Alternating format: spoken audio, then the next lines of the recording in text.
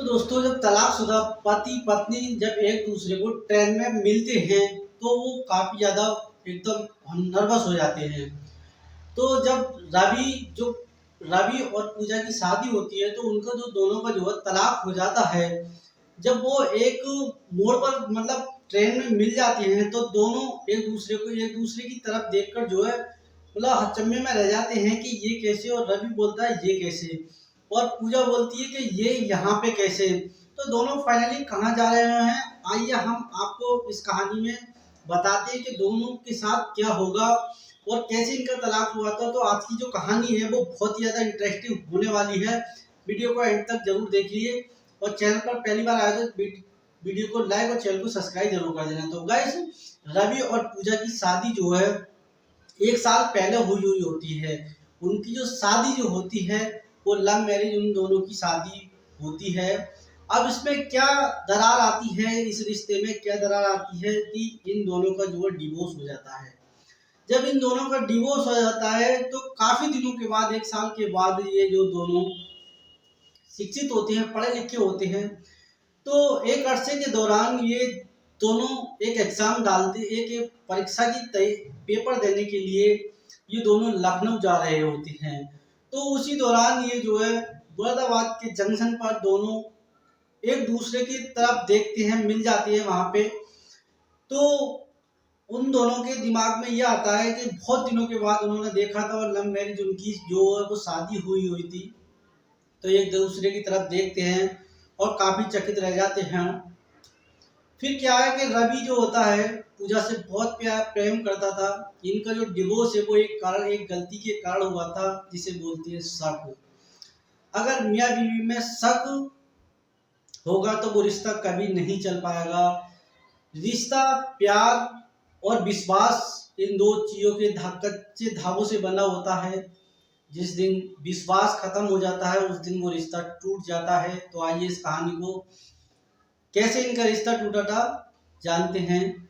तो रवि और पूजा एक कॉलेज में पढ़ती थी।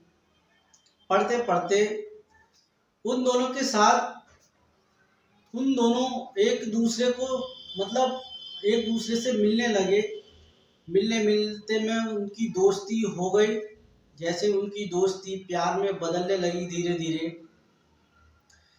प्यार में बदलने के बाद वो काफी समय तक उनका यही चलता रहा। जैसे ही वो स्कूल जाते थे एक दूसरे से मिलते थे और काफी नजदीक एक दूसरे के वो आते रहे। फिर उन्होंने 1 साल का टाइम लेने के बाद दोनों ने जो है लव मैरिज जो है शादी कर ली। उसी दौरान लव मैरिज करने के बाद जो है पूजा जो थी उसने लव मैरिज शादी रवि से की थी।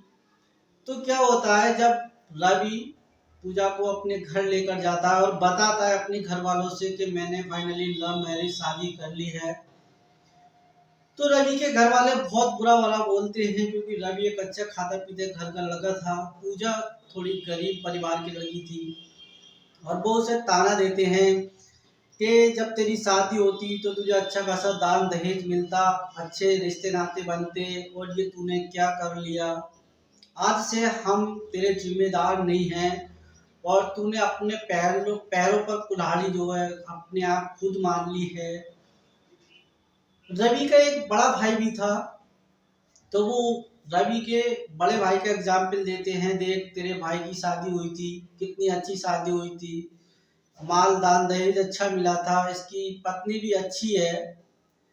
तो उसी दौरान ये जब ताना रवि के मम्मी पापा देते हैं तो क्या होता है कि पूजा को ऐसा अच्छा नहीं लगता है। हालांकि एक संस्कारी लड़की थी वो पूजा, लेकिन गरीबी का जब मजाक बनाया रवि के मम्मी पापा ने, तो पूजा को बहुत बुरा लगा और वो नर्वस हो गई और वो अपने किए पर पछताने लगी। रवि का जो बैकग्राउंड था वो काफी हाई लेवल का था और जो पूजा जो थी वो काफी गरीब घराने की लड़की थी। अब फाइनली इनका जो डिवोर्स है वो इसी कारण हुआ था कि रवि के दिमाग में एक वहम में डाल दिया उनके घर वालों ने। तो जब वहम में डाल देते हैं तो रवि अपने घर वालों से दूर, दोनों रवि और पूजा बहुत खुशहाल जिंदगी व्यतीत कर रहे थे। उसी दौरान पूजा के पास पूजा का एक रिलेशन वाला आता है, जो पूजा का मौसेरा भाई जो होता है वो रिलेशन वाला आता है। वो वहां पर आया था अपनी परीक्षा देने के लिए। वो सोचता है कि मैं क्यों ना दीदी से मिल के चलूं। जो उसका मौसेरा भाई था वो ये सोचता है कि मैं दीदी से मिल के चलूं, उनका जीवन कैसा है कैसा नहीं है, कैसे अच्छा जीवन व्यतीत कर रही है या बुरा जीवन व्यतीत, कैसा उनका जीवन चल रहा है। तो फाइनली क्या है कि रवि ने उनको कभी नहीं देखा हुआ होता है। वो कभी नहीं जान रवि उन्हें नहीं जानता है कि ये पूजा का कौन लगता है कौन नहीं है। फिर फाइनली क्या होता है, इस रिश्ते में एक दरार आती है। तो जब वो उनके घर पर बैठे हुए होते हैं तो पूजा उन्हें चाय पानी पिला रही होती है। उसी दौरान रवि वहां पर काम से घर आ जाता है और घर आए मेहमान को देखता है। तो पूजा काफी समझाने की बात करती है उनसे कि ये मेरे मौसेरे भाई हैं और ये परीक्षा देने के लिए आए थे, फिर ये हमारे कमरे पर भी घूमने के लिए आए हुए हैं। तो रवि बेहद प्यार करता था, लेकिन विश्वास एक रिश्ते को कायम रखने के लिए बहुत बड़ी अहमियत निभाता है, विश्वास होना। तो रवि ने पूजा से कहा, तुमने तो कभी मुझे ये नहीं बताया था कि मेरा मौसेरा भाई है या मेरे कितने भाई हैं, मौसेरे या फुफेरे। तो उन्होंने बताया था, मैं आपसे प्रेम करती हूँ प्यार करती हूँ, इसलिए मैंने आपसे लव मैरिज की है। अगर आप मुझ पे कुछ भी चाहें कैसा ही समझो, लेकिन मैं अपने मन और दिल की साफ हूँ, साफ लड़की हूँ। तो आए दौरान क्या होता है कि धीरे धीरे उनके रिश्तों में दूरियां, नजदीकियों की बजाय दूरियां जो है बढ़ती चली जाती है। जब दूरियां बढ़ती चली जाती है तो एक दिन ये स्टेज आ जाती है कि रवि बोलता है कि अब मैं तुम्हारे साथ नहीं रह सकता, अब फाइनली मुझे अलग रहना है। तो पूजा काफी ज्यादा अपने किए पर पछतावा करती है कि मैंने प्रेम करके आपसे शादी की थी, आप पे विश्वास करके शादी की थी, और आप किस स्टेज पर मतलब ये बात कह रहे हैं। अगर मैं घर भी जाऊंगी तो घर वाले मेरे क्या मुझसे कहेंगे कि अब मुंह लेकर मैं घर जाऊंगी। तो पूजा पढ़ने में बहुत ही होनहार लड़की होती है। वो डिसीजन कर लेती है, ठीक है अगर तुम्हारी इच्छा यही है तो यही सही। तो उसी कारण उन दोनों में डिवोर्स हो जाता है।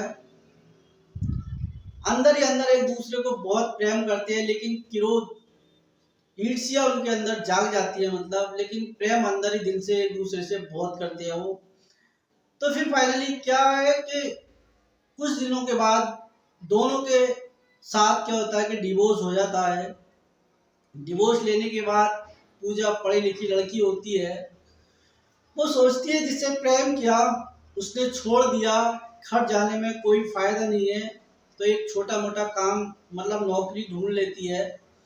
और उसके बाद वो दृढ़ निश्चय कर ये ठान लेती है कि अब मैं पढ़ाई का सहारा लेकर अपने आप को काबिल बनाऊंगी। तो उसने कसम उठा ली कि अब मुझे प्रेम पढ़ाई से करना है और मुझे अब ये मुकाम हासिल करना है कि मैं अपने पैरों पर खड़ा हूँ। तो उसी दौरान वो काम भी करती है और एग्जाम की तैयारी में भी जुट जाती है। जब एग्जाम की तैयारी करते करते उसे एक साल हो जाता है, उधर रवि का भी यही हाल होता है, वो भी तैयारी कर रहा होता है एग्जाम की। और अकेलापन मतलब मायूसपन जो है अपने अंदर फील करता है। तो एक परीक्षा आती है साई की। तो पूजा के मन में ख्वाब आता है कि मैंने ग्रेजुएशन कर ही लिया है, क्यों ना एसआई का एग्जाम दिया जाए, क्योंकि इतनी दिनों की प्रिपरेशन तैयारी में शायद भगवान मेरी सुन ले। और रवि भी यही सोचता है कि इस एग्जाम को क्यों ना दिया जाए। तो वो दोनों, पूजा और रवि, ये दोनों दूर रहकर भी इनके दिल बहुत नजदीक थे। और उधर से पूजा और इधर से रवि जो है फॉर्म डाल देते हैं एसआई का। जब एग्जाम की डेट क्लियर होती है, तो एग्जाम की क्लियर डेट होती है तो उसका एडमिट कार्ड भी आता है। जब एडमिट कार्ड आता है, फिर उसके बाद क्या होता है कि जब डेट फिक्स आई जाती है तो उसकी जो परीक्षा की तिथि होती है वो लखनऊ में जाके जो है सेंटर पड़ता है। दोनों का ही एक ही स्कूल में ही सेंटर पड़ जाता है। लखनऊ पे एक इंस्टीट्यूट में उनका जो है सेंटर पड़ता है, रवि का भी और पूजा का भी। क्योंकि भगवान उन्हें दोनों को मिलाना चाहता था, शुरू से ही भगवान ने उन्हें मिलाया था, इसलिए भगवान उनका घर हमेशा बसाना चाहते थे, बिगाड़ना नहीं। दोनों ने ना तो एक साल के दरमियान दोनों के मन में ये ख्वाब नहीं आया कि हमें दोबारा शादी करनी है। तो जब उसी दौरान जब एग्जाम आ जाता है, वो जाने के लिए तैयार होते हैं, घर से निकलते हैं, तो शाम के 8 बजे के टाइम पर वो स्टेशन पर पहुंचते हैं। स्टेशन पर पहुंचने के बाद रवि भी और पूजा भी वहां पर टिकट ले लेते हैं दोनों, और वहां पे एक दूसरे को नहीं देखे हुए थे और मन में जिज्ञासा थी नए कदम की। जब जो दोनों ने टिकट ले लिया तो फाइनली वो बैठ जाते हैं और ट्रेन का इंतजार करते हैं कि कितने टाइम ट्रेन आनी है और बस जाना है। उनका पूरा फोकस जो है एग्जाम पे होता है कि कैसे न कैसे इस एग्जाम को हम क्लियर कर लें। तो कुछ टाइम के बाद वहाँ पे जो है ट्रेन आ जाती है। जब वहाँ पर ट्रेन आ जाती है तो काफ़ी ज़्यादा संख्या में भीड़ होती है एसआई परीक्षा देने वालों की, क्योंकि नई युवा पीढ़ी एसआई परीक्षा, काफ़ी समय के बाद ये परीक्षा आई थी और काफ़ी ज़्यादा स्टेशन पर भीड़ होती है। तो रवि सोचता है भीड़ ज़्यादा है, शायद पिछले डिब्बों में जगह मिल जाए, तो वो ट्रेन के पिछले डिब्बों की ओर जाने लगता है। उसी दौरान वहां पर जो है पूजा दिखाई दे जाती है। पूजा वहां पर दिखाई दे जाती है तो रवि पूजा को देखकर मन ही मन उसका दिल जो है बहुत ही खुश होता है। एक साल के बाद तो पूजा ने नहीं देखा है, केवल रवि ने ही देखा हुआ होता है, तो रवि बहुत खुश होता है। तो फाइनली ये देखता है कि जिस डिब्बे में पूजा चढ़ेगी उसी डिब्बे में मैं चढ़ जाऊंगा। तो पूजा 17 नंबर डिब्बे में पीछे चढ़ रही होती है, उसी डिब्बे में रवि भी चढ़ जाता है। जब रवि चढ़ जाता है तो पूजा सीट पर बैठ जाती है, तब रवि जाता है वहां पर, तो पूजा की नजर रवि पे पड़ती है। एक दूसरे से दोनों बोलने को साथ है लेकिन एक दूसरे से बोल नहीं पाते हैं अभी, एक दूसरे की तरफ देखे हुए। धीरे धीरे रवि जो है पूजा के पास आकर बैठ जाता है। ठंड बहुत अधिक हो रही होती है।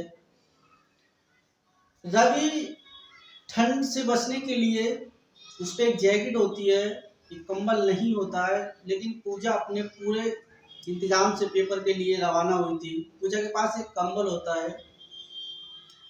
अब रात 4 बजे के टाइम पे सर्दी काफी बढ़ जाती है, तो रवि जो है ठंड से कांपने लगता है।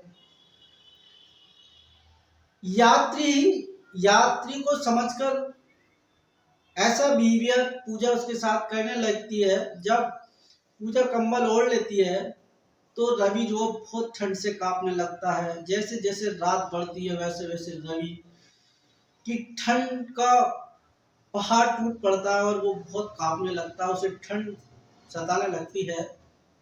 पूजा के अंदर प्रेम दिल से था, तो रवि से बोल देती है पूजा, लो ये कंबल आधा आप ओढ़ लो।